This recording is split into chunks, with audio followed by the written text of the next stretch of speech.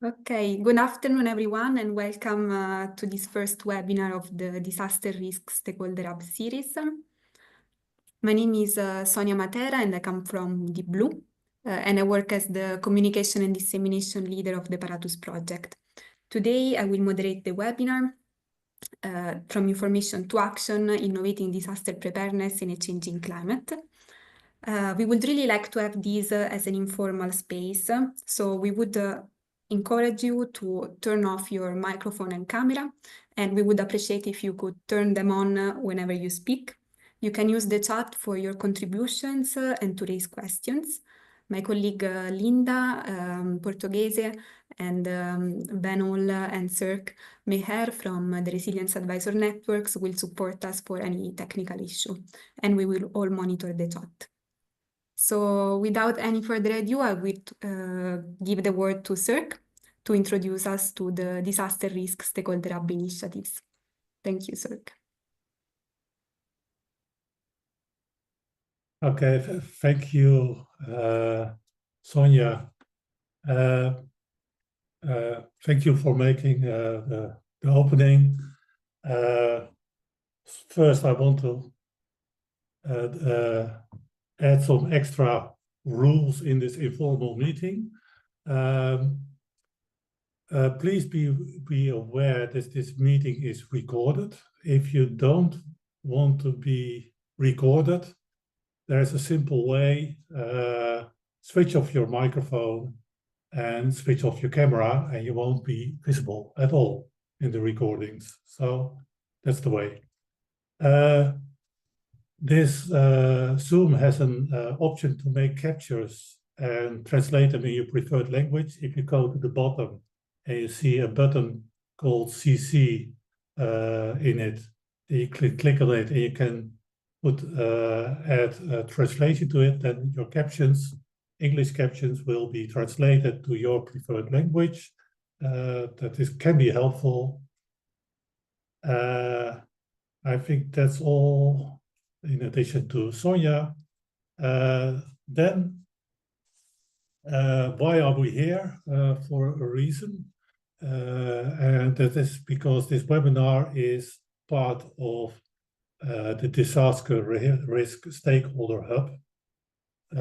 What is this Disaster Risk Stakeholder Hub? It is a stakeholder hub created by PARATUS, but now in the governance of the wider community of the social resilience cluster, which are 50+ Horizon projects. PARATUS is still the main contributor to it because it's part of the project. And it is hosted by CMINE, the Crisis Management Information Network Europe, which I'm part of, and we give shape to it. It is a gateway for stakeholders to tools, products, deliverables by projects, and maybe also in a wider environment. And we want to create a single point of entry to a lot of those project outcomes, and also to give them sustainability by keeping them there and by maintaining them a little bit. You can see the Stakeholder Hub as it is. I will put the link in the chat as soon as possible, but you see stakeholder events. Well, you see that we are having this webinar. You can see that you said already select some tools, and you will also, because it's still much focused on PARATUS, you can see I'm a little bit stuck now. Okay, you can see the end users of the PARATUS project. And basically that's it. And Sonia, please move on to the more interesting bit, like the webinar. Thank you, Kees. Thank you, Cirque. If you stop sharing, I can share again my screen.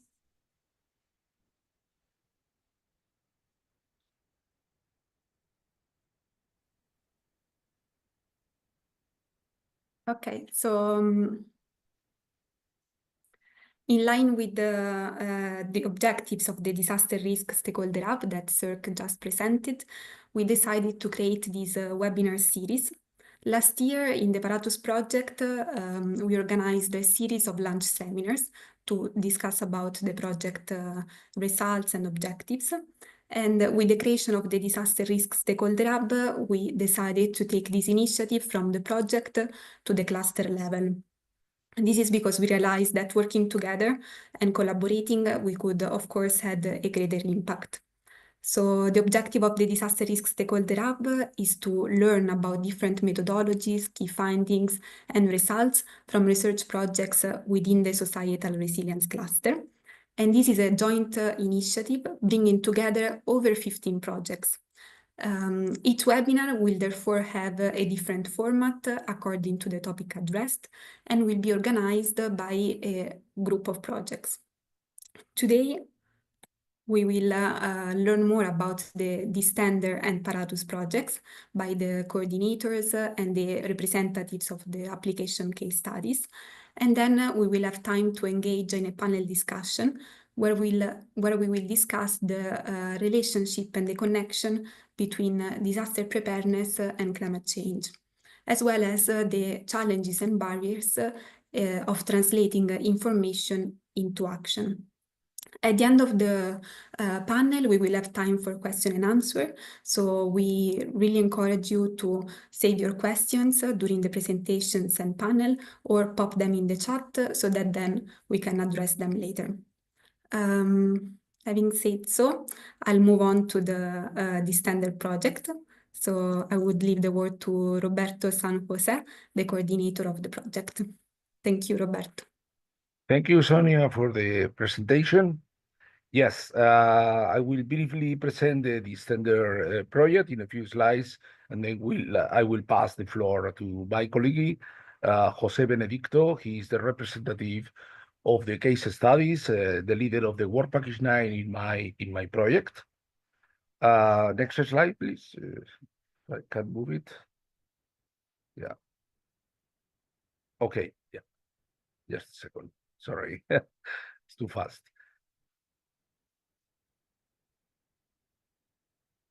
Oh, it's very fast. Oh, yeah. Sorry. Okay, in our project, we have three important pillars. One is the analysis from the quantitative and qualitative point of view. We use different tools for that, which includes sophisticated supercomputer models. And then, for instance, in the case of the University of Frankfurt, there has been a full downscaling process using very high spatial resolution from the global models, So it's one of the probably last cases where we have used in the European projects this type of computer capabilities. In addition to that, we use participatory methods because our project has 30 partners and we have experts from all these areas, participatory methods, as I mentioned. And finally, we will produce a decision support system, which will include all the information we have been producing during the last 2 years and a half. So our project will finish in November next year. And then we are in the last year with the DSS. Putting together these two parts, as you see, the adaptation and mitigation strategies. So we think that PARATUS and DISTENDER are combining in a perfect way because we are taking into account how to produce these strategies in an integrated way. However, in our project, we are not going to the disasters, but in a, let's say, potential project between PARATUS and DISTENDER, if we put it together, we can use perfectly all the tools we are developing, particularly the DSS, and then including strategies related to disasters or emergencies. And then the procedure will be really the same. Okay. So, as I mentioned before, we have used 4 different scenarios from the CMIPS, Global Climate Scenarios. This is part of the IPCC. It has been developed in the last 10, 15 years, but you know that there are 2 parts. We use it, the socioeconomic scenarios called as SSP 1, 2, 3, and 5. And then we have downscaling tools, biophysical and economical models. And then from the other part, we use the co-creation participatory process, as I mentioned before, and all together we'll go to the DSS. See if, okay, sorry. It's quite sensitive. Okay, yeah, that's it. Okay. Okay, so, okay.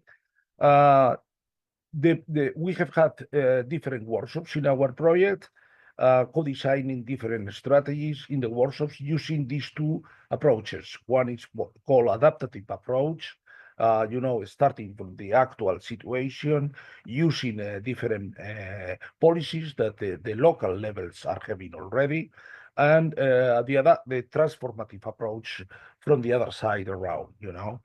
So for that, and from the workshops, we have produced the different strategies and indicators. This is the results of the DSS. You see that in the DSS, as I mentioned before, we will have 2 parts. One is all the results and maps. It's in fact, it's hundreds and thousands of maps have been produced in this tender, and also produce the ranking of strategies, which will be very, very valuable for the policymakers and the different users. Of course, in our project, we have 5 core case studies, 5 core case studies and 5 followers. The 5 core case studies have been used to run the models and to test the methodology in this tender, and to produce with different weights produced by the policymakers, different ranking of strategies. And this will be used as a proof for the project that the system is working. The DSS will be working after the project, and when the project finishes, it will be running for 2 years at least in the website from this tender, and it can be used for any visitor of our website. So this is part of the DSS decision matrix on reference to the indicators. You see different parts of the indicators. Apply it for the 5 core case studies, which are present in this webinar, and also in the part of the strategies. In some cases, we have up to 100 strategies defined by the Work Package 6 leader.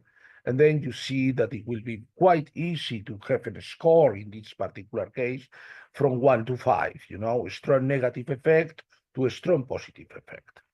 And based on that, the multi-criteria decision analysis approach is a mathematical approach included in the decision support system, will produce a ranking according to the results and the weights produced by the policymakers.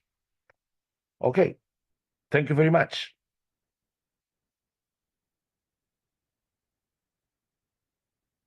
So I am Jose Benedicto, and will follow the presentation on this tender by presenting the role of the core case studies and the follower case studies. So in this tender, there are 5 core case studies. One which is at national scale, which is Austria, represented by the BMK. Then there are 2 on the regional scale, the northeast of the Netherlands, and the region de San Montao, which is in between Spain and Portugal, which is mostly wooded areas. This case study is represented by the URAF, and the northern east of the Netherlands is represented by the HUAS. And finally, there are 2 cities or metropolitan areas. One is the metropolitan city of Turin in Italy, and another is the city of Guimarães in Portugal. which is the smallest case study in our project. Then in DISTENDER, there are also follower case studies. Follower case studies, which are cities that follow the process of DISTENDER project. So that will be like a first stage in understanding how DISTENDER project was built. One is the city of Lviv in Ukraine. Another one is Miskolc in Hungary. Nova Gorica, represented by Golea in Slovenia. And the two cities in Spain, one is Valencia, represented by Valencia Clima and Energía, and Alcorcón, represented by Downhaul itself. Next slide. Sorry, so this is the rationale behind the selection of the core case studies, because there are different initial sectors of interest. I'm not going to go through all of these, but you understand that they cover most of the sectors of interest. Next slide. And also the initial climate impacts considered for the different case studies. For instance, for the northeast of the Netherlands, we consider the risk of flooding, but also drought, sea level rise, storms, or water scarcity, for instance. But this is the same or similar for the other case studies, core case studies. Next one. Yes, so the core case studies were highly involved in the project, or they have been highly involved in the project with their outstanding participation.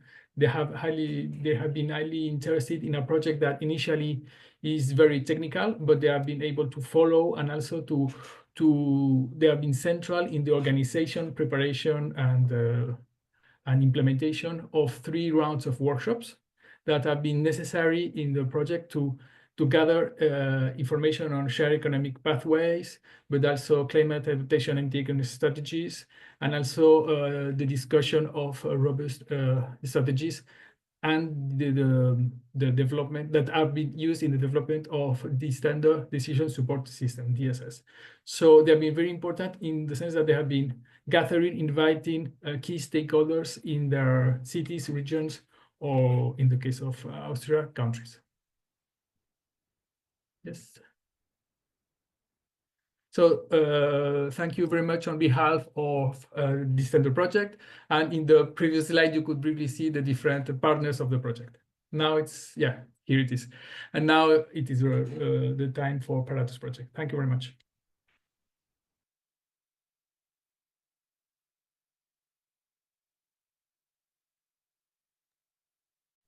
Thank you, Roberto and Jose. So for the PARATUS project, we wanted to to give a flavor about the project with this very short video. And then the video will be followed by some highlights of 2 of the application case studies in the Alps and in Istanbul. So after the video, Till Wenzel from the University of Vienna and Seda Kundak from Istanbul Technical University will share some highlights of the application case studies of the PARATUS project. But for now, let's enjoy the video.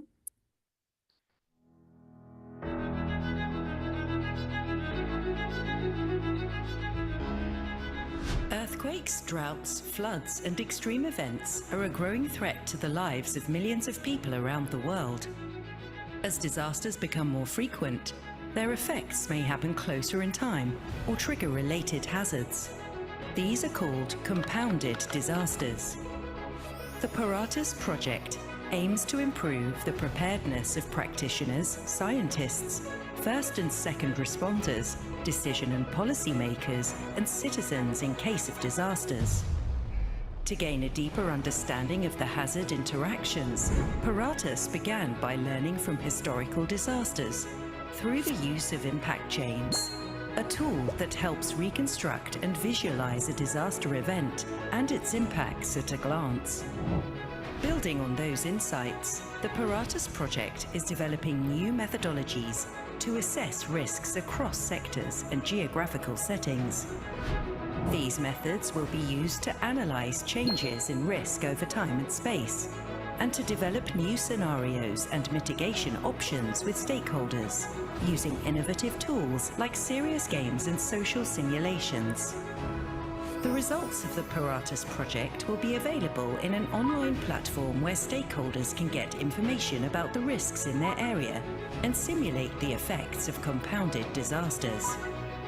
These services are being developed by a unique transdisciplinary consortium of research organizations, NGOs, SMEs, first and second responders, and local and regional authorities. They will be tested in 4 application studies in the Caribbean, the Alps, Bucharest, and Istanbul. The Caribbean is one of the most disaster-prone regions in the world and is expected to worsen due to climate change. On the border between Austria and Italy, we aim to provide stakeholders with tools to manage potential transportation disruptions. PARATUS will support national organizations in emergency intervention in Bucharest, one of Europe's most endangered capitals to earthquakes. As a megacity with over 10 million residents, Istanbul experiences unique challenges, including earthquakes and floods, alongside rapid population growth and urban expansion. Do you want to increase Europe's resilience to compounded disasters, counteract economy-wide damages, and be better prepared? Join us at the Disaster Risk Stakeholder Hub and contribute to the online platform.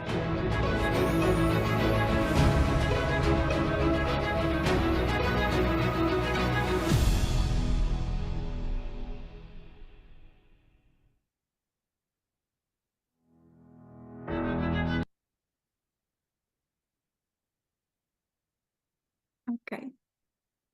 Till, the floor is yours. Thank you. You've just heard already some part of the application side Alps. This is just a few pictures of where we are working. We're in the middle of the Alps. We are working together with partners from URAC and ASFINAG in the Brenner corridor. And we define this area from the area of Kufstein, which is directly at the border from Austria and Germany, towards Italy, Bolzano. And then we have, first of all, this cross-border challenge that we are facing there. But we also try to apply, of course, all the methods that we develop in PARATUS in our application side. One of those methods that was briefly mentioned in the video is the method of forensic analysis of past events. That means we really look into the past, into specific events that happened, see what they caused, what caused them, what triggered them, but also what was their impact, and how long did it take to really recover from these events. And in the background of those imagery, you see one of the bridges that is leading really towards the border, Austria and Italy. And there we have, of course, not just natural events or natural hazards, but also anthropogenic hazards that we try to include. And when we look back at those events, we can just go 1 year back. We had a debris flow, for example, blocking part of the highway there, which led to a disruption of, first of all, a few hours, but subsequently a closure of a few lanes for 1 month. But we also had some storm events. You might notice in the background the bridge, and behind that, the forest on the left picture, and in the upper right corner, this forest is gone. So those are more the indirect hazards or the indirect changes that we are observing and looking at to transform and translate those then into future scenarios. To see also how is this exposed system, in this case, the road infrastructure, possibly blocked in the future if we have larger rockfall events happening, and how do we deal then with this?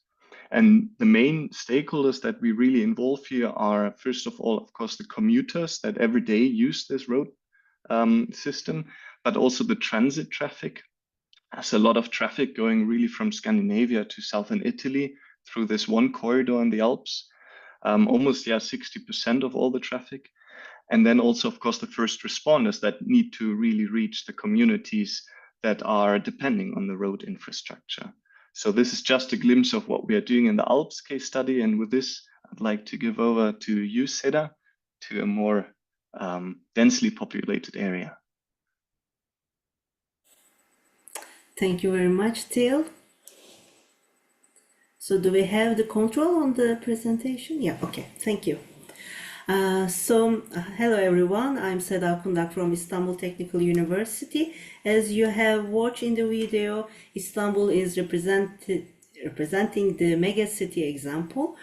And here in this slide, you see on the right-hand side, the earthquake-affected region from 2023, Kahramanmaraş earthquake. So we see the population living in that region was around 16% of the total population of the country, and GDP represents around 10%, export rate 9%, and tax value 4%. And once we turn back to Istanbul with the similar exposed elements, we see that the population is similar, 18%, but the GDP represents 31%, the export 45%, and tax revenues represents around nearly half of the country. So in that case, we always think about the outcomes that we get from past events. The first one was 1999 earthquake, and the second one was the recent earthquake, which occurred in 2023. And in the next slide, we will see.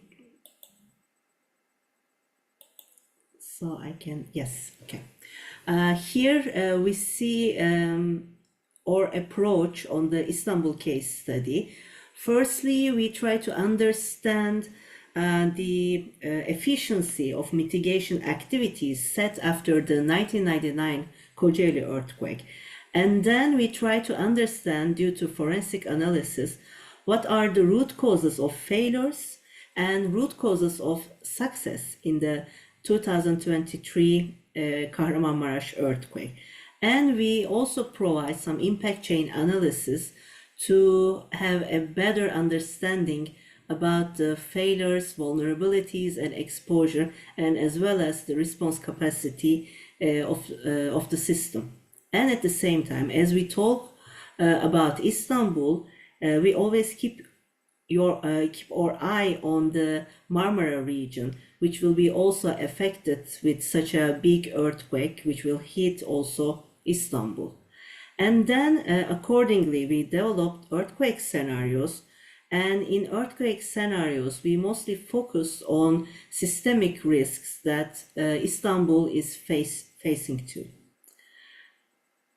In the next slide, we will see our approach at Istanbul and district scale.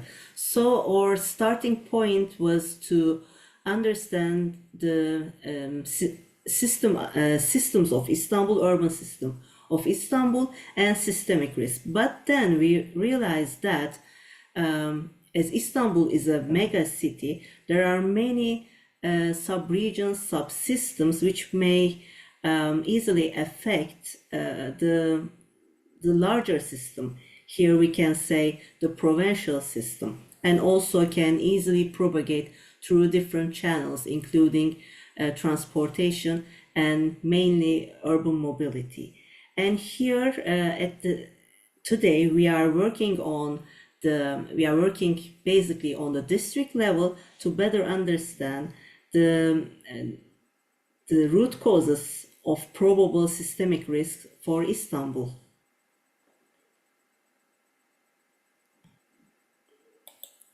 Yes, and thank you very much on behalf of PARATUS team. Thank you.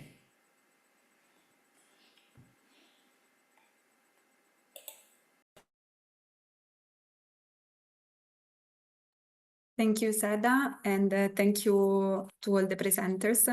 We got a flavor, at least, of the two different projects, and yeah, so now we will move into the panel discussion. And I think what really needs to be addressed here is that what are the connections between disaster risk management and climate change? We have seen that the DISTENDER project is trying to focus more on the climate change mitigation and adaptation actions, while PARATUS is working on a risk assessment framework. So I would ask Roberto, in your opinion, what are the disaster risk management strategies that could be integrated in long-term climate adaptation plans? Yeah, thank you very much for the question, Sonia. I already mentioned a little bit very quickly in my presentation, but as I mentioned, I think the disaster approach from PARATUS can be combined perfectly to our project in this tender, because in this tender, we are developing, according to the call, we are developing an integrated approach for producing strategies, adaptation, and mitigation, particularly focusing on local areas in Europe. So the smaller is the area, the most difficult is to produce this information. Because in principle, all global climate change models or climate models, when they focus to the future at global level, the projections, when you go to the local level, technically we call it downscaling approach. Local levels in our project means Guimarães, for instance. Local level also is this DS area between Portugal and Spain. And regions are the metropolitan area of Turin and the northeast part of the Netherlands, represented by the water authorities, although there is a representation from the university, but formally speaking, these policymakers are the case study. And finally, we have Austria as a country. As I mentioned, the disasters or emergencies which are covered in PARATUS are perfectly combined with our approach, which we have not included the disaster approach. However, it can be included easily when the DSS is going to be, running at the end of the project. And it can be used by the Alps example or Istanbul in a very easy way, following the procedure and the methodology to produce this list of strategies and indicators by the policymakers, and including the disaster part, in addition to the classical, let's say, strategy list applied for the different case studies. So the combination, I would say, is perfect. So it's very good because both projects, we can do a supra project with the two projects, in fact. Thank you, Roberto. Yeah, I think there is a lot of food for thought, and you mentioned also the local authorities, because at the end they have the final responsibility to integrate these tools and these resources. So Seda, I know that in the PARATUS project you collaborate with the Istanbul Metropolitan Municipality. So I was wondering whether you encountered any challenges. So what are the main challenges and needs when it comes to disaster preparedness? And what did you do, or if you do anything in the PARATUS project to address them? Well, firstly, I need to say that working with Istanbul Metropolitan Municipality is a great chance for us in the project and as in the Istanbul case study, because they have done tremendous job since 1999 earthquake. Hazard maps, detailed hazard maps, and the field works, field trips on urban pattern, to understand urban pattern, and to produce some data on physical structure, including building, roads, everything. And at the very beginning of the project, we discuss what you need, how PARATUS can help you to improve your work. They said, okay, we have already done many things to deal with risks in Istanbul, not only from the earthquake side, but also flood, climate change, everything. Now, as they are too fragmented, now we need some perspective to combine them, to produce more detailed action plans and to improve our work. So here, what we are doing in the PARATUS project, they have already produced their databases, their approach, and we try to combine and sometimes to add additional parameters to better understand systemic risks and to help them to produce their plan. So what we are doing, yeah. Thank you, Seda. So I had the opportunity to observe a bit of this work by being involved in the PARATUS project. So yeah, I think it's very interesting also this more inside perspective. Just a comment. Can I make a comment to Seda? Of course. Very quick. Yeah, I think Seda, yeah, what you mentioned is perfect, because in our project we have developed the methodology, for the policymakers. When the project is ended, you have to follow this methodology in the city. I know Istanbul is quite big. You just follow the methodology because from the climate change perspective, the frequency of these extreme events will be increased. But we have a methodology to produce different strategies, not only for extreme events, but for adapting and mitigating the climate change from the perspective of a large big city such as Istanbul. So just follow the methodology we are developing, include the disaster part, and then that will complete the picture and act according to the results of the methodology we have developed in this tender. May I add something? Yeah. So as I explained very quickly to stick on time, I forgot to say we work on different scenarios referring to different time of the year or day or so.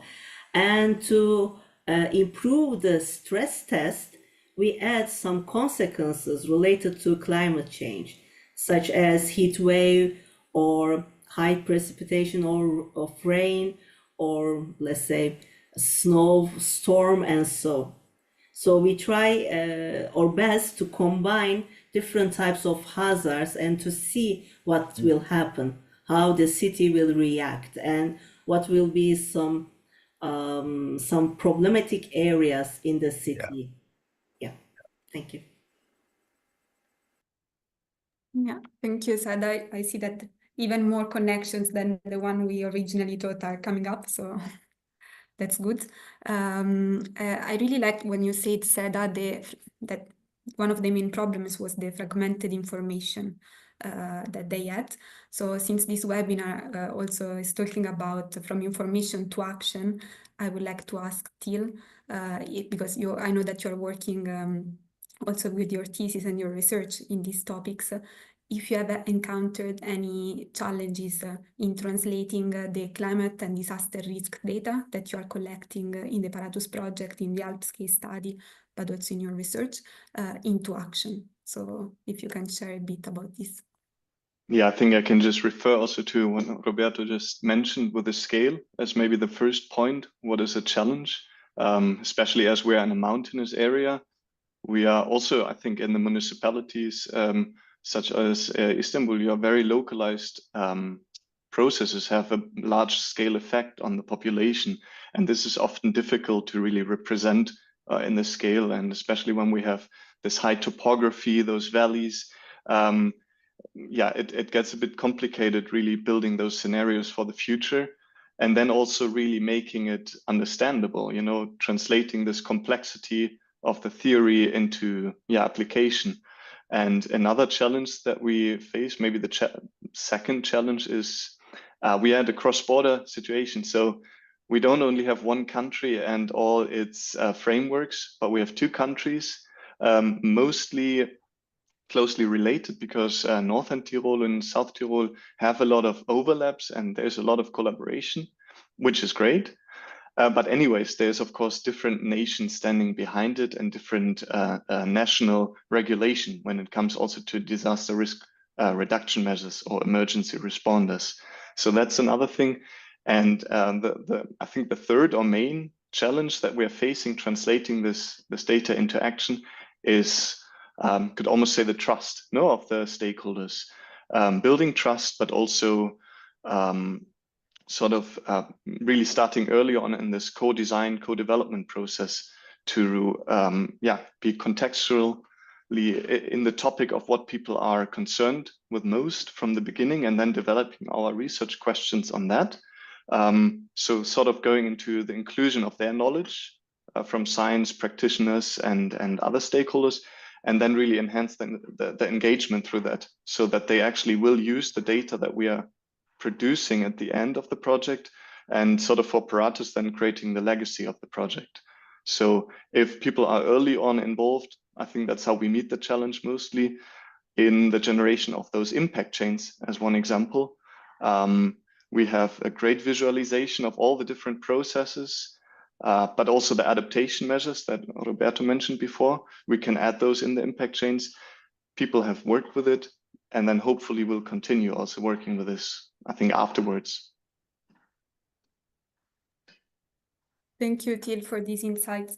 I'm not sure if, I mean, you could see the impact chains in the video of the PARATUS project, but if you're not very familiar with the topic, you can go to the website and we have some blog post about it.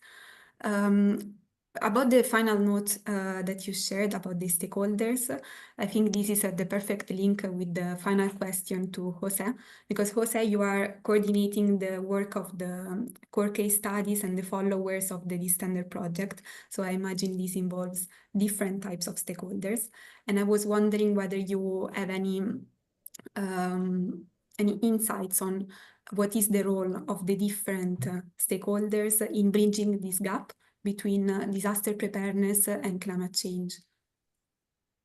Yes, so as you know, as you have been shown, DISTENDER works in 3 scales, so the national, the regional, and the local. So the role of stakeholders is slightly different between each other and their, let's say, their status, but there are some things in common, okay? So they can identify areas of concern that initially might have been overlooked by the experts on the project.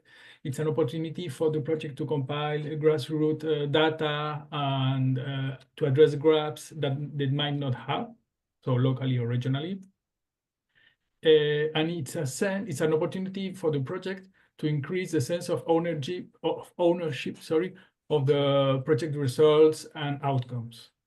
And also it is an opportunity for them, or for the project or decision makers later, to accept the decisions taken in this kind of initiatives. So they get familiarized with these participative methodologies, but also novel tools, for instance, in this DISTENDER project, the DSS tool, and they can be used by other institutions or by themselves. So it's a way of giving some training on that.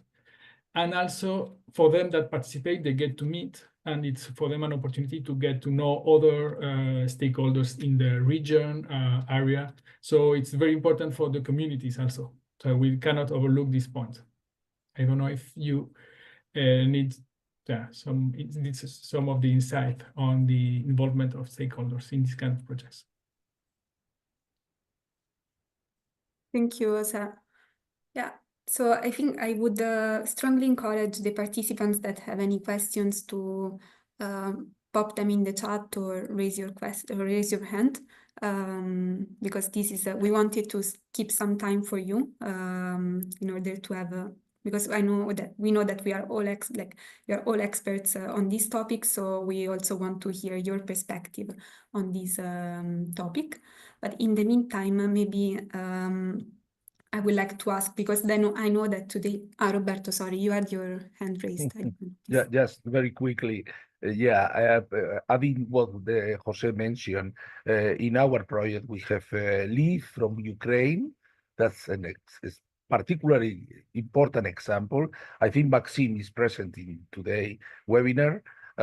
We have also 2 countries, like Till mentioned before, with the DESA between Spain and Portugal. That special case, not with policymakers, but with economic groups on agriculture and forestry. Also, we have Manuel, I think, in the list. In addition to the classicals that we have in the Netherlands and Turin, of course, and Austria. But these are, I mean, I think all of them are present here. so they can speak and intervene and making the position they have in this webinar. Thank you. Thank you, Roberto. So if you want to contribute, feel free to raise your hand. We know that there are these other representatives from the projects. So yes, feel free to turn on your camera and intervene. In the meantime, we had yeah. Sonia, there is a question in the chat for the PARATUS project.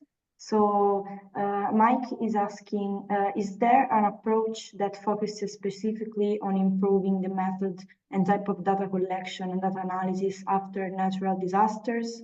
Perhaps learning what a standard for a comprehensive post-disaster need assessment should look like.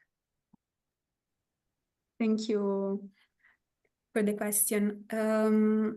Okay, I would give maybe my view, because we had a recent discussion about this topic, but then Till, Seda, and also from the Distender project, or any other expert that would like to intervene, feel free to do so. So with respect to a standard, we had the discussion after, so PARATUS started approximately a couple of years ago.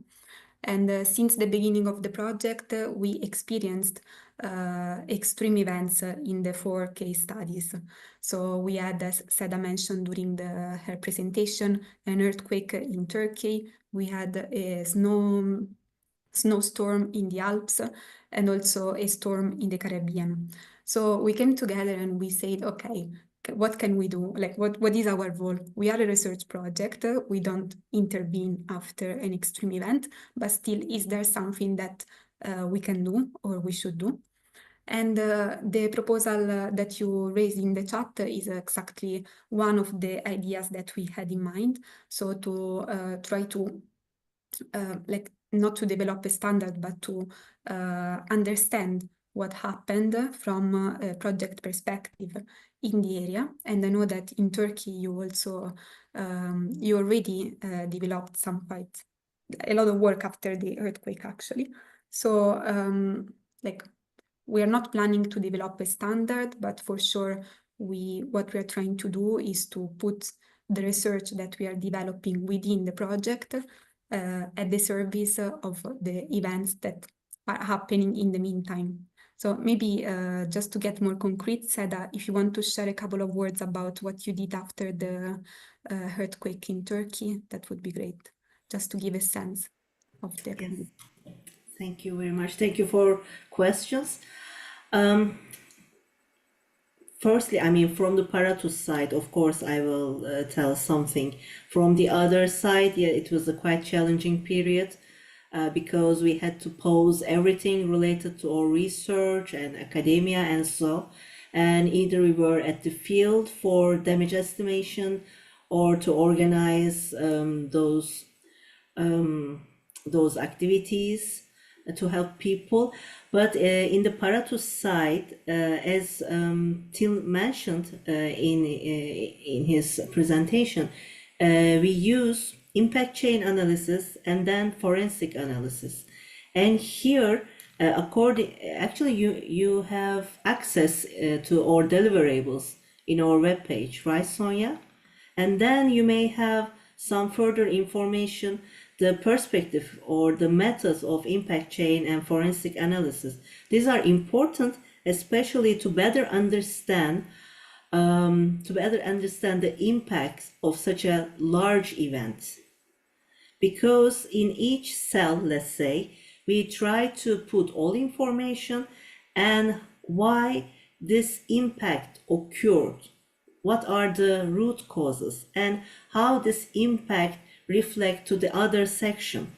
So here we may consider this framework as a kind of, as you mentioned, post-disaster need assessment.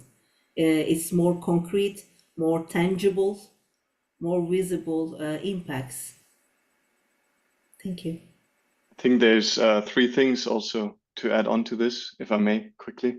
One thing is this standardized forensic analysis of past disasters that we are working on that should be also in one of the public deliverables. I'm not 100% sure in which one, but where we really look at what happened before the event, what was the hazard event short-term afterwards, and then going further in time long-term after the event and towards the future. So this is more specific, also a list of what data do you collect for each of those points, where you include not just the hazard data, but then the exposed assets and the vulnerability data, from social to physical vulnerability. The other thing that we're currently working on is the interaction of hazards. That is in the latest deliverable. This has just been handed in last week, to classify more in a structured way, how do hazard interrelation lead into this multi-hazard complex structure. So easily to say, well, I have 4 different parts, how hazards can interrelate or interact. And then I go into the multi-hazard risk assessment before even going to the risk. And then next year we have this work package 2, which is looking a little bit more into the future and dealing a lot more with the data. And there we are more concerned also with the whole holistic approach of multi-hazard risk assessments. Yeah, I think Maxime from Ukraine is raising the hand. Sonia? Yeah, go ahead, Maxime. Thank you. I think he froze. Related to the discussions here, because for the city, we are as a city of Lviv a part of this standard project, and we are like climate adaptation is more like a topic which is for the city of Lviv more relevant, let's say, because some natural disasters we let's say did not have recently. However, right now there is also the initiative this making cities resilient, and United Nations Disaster Risk Reduction Organization, they are managing that initiative, and within that initiative, the city of Lviv also became the resilience hub because we had some expertise also in terms of how to make our critical infrastructure more resilient, also to natural different issues, but more right now the focus of resilience among Ukrainian cities are related to the war actions happening. And I have probably more like a request, because within being a resilient hub, we built a network with other Ukrainian cities and received some kind of information that there is a lack of expertise right now. For example, in the cities which are related near Dnipro River, after Kakhovka Dam was damaged, so we had issues that several cities were flooded. And also right now, so they need also to assess the current state on what should they do, because before they had a water reservoir, and the strategy for Nikopol, for example, city in Dnipropetrovsk region, was how to use this water reservoir within the city, planning, documentation, and other things. Right now they have a forest, and it's like a kind of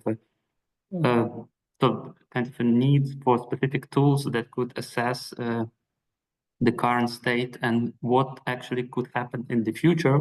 Those cities could benefit a lot.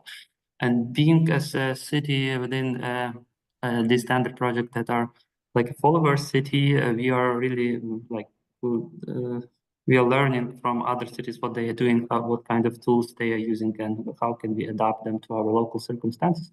I would also suggest for maybe for the project of PARATUS, if you have some tools or specific methodologies that could be used, for example, for vulnerability assessment in different Ukrainian cities that are facing not only like it is the war related risks, but and hazards and disasters, but I think they have also the environmental.